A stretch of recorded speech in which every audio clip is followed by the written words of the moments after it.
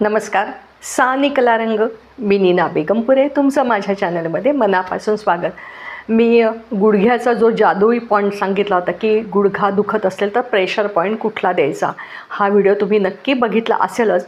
त्याच्याखाली काही जणांनी सांगितलं आहे की मॅडम जरा पायामध्ये कटकट आवाज येतो, तर हा कटकट आवाज कशामुळे येतो, तर एक तर कॅल्शियम आपल्या शरीरातलं कमी झालं तरीसुद्धा आपल्या सांध्यांमधनं कटकट आवाज येतो.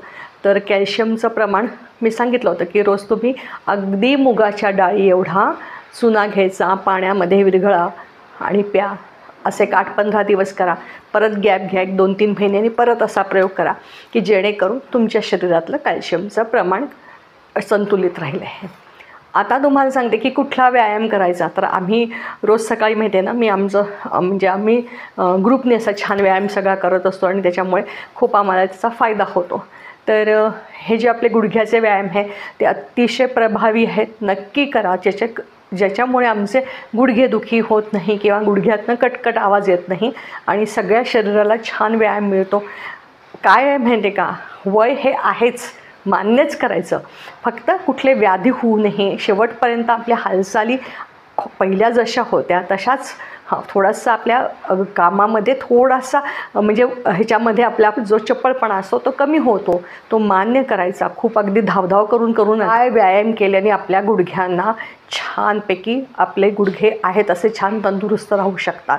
तर हा जो हे आहे हे पा, गुडघ्यांवर असे हात ठेवायचे, 2 3 4 5 6 7 8, परत उलटं, 1 2 3 4 5 6 7 आणि 8.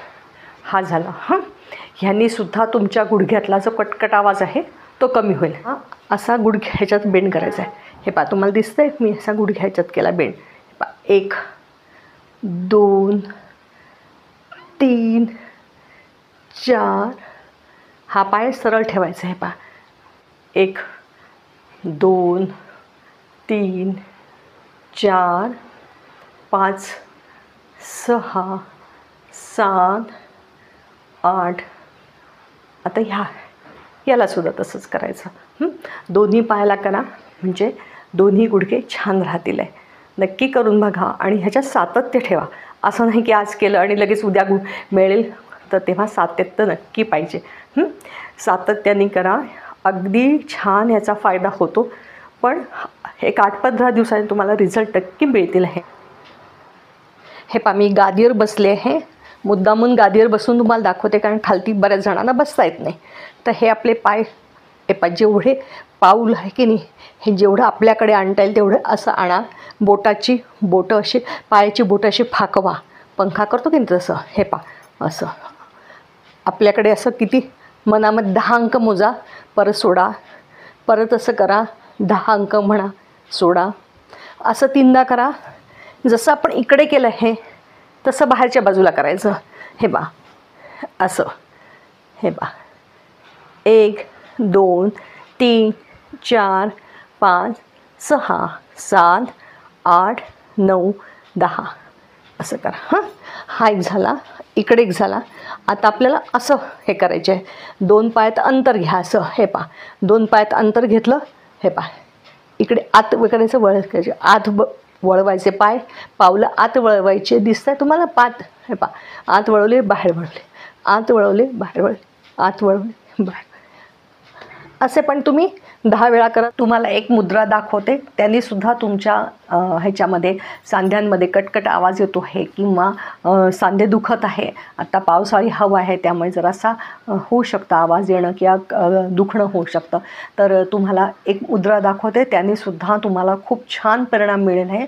अगदी ही मुद्रा तुम्ही दिवसातनं अगदी 3दा करा, काही अपाय काहीच नाही.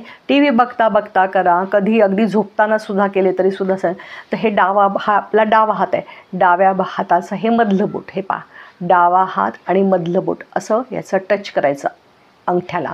आणि उजवा हात आहे, उजव्या हाताचा ही पहा आपली रिंग फिंगर, म्हणजे ह्याच्या करंगळीच्या बाजूची जी बोट आहे ते रिंग फिंगर. असे पहा, दिसतंय तुम्हाला. परत एकदा डाव्या हाताचं हे मधलं बोट आणि उजव्या हाताचं जे आहे ते रिंग फिंगर, ही रिंग फिंगर इथे तुम्हाला दिसते आहे.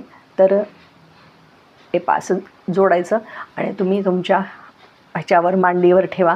तुम्हाला अगदी सहज आसनात बसा किंवा झोपून करायचं असेल तरी झोपून करा. दिवसातनं 3दा करा, 10-10 मिनटं करा. म्हणजे काय माहिती आहे का, त्याचा तुम्हाला फायदा मिळेल आहे. दिवसात तुम्ही 10 मिनटं तरी केलंच पाहिजे, तर तुमच्या गुडघ्याचा जो त्रास आहे तो कमी होईल.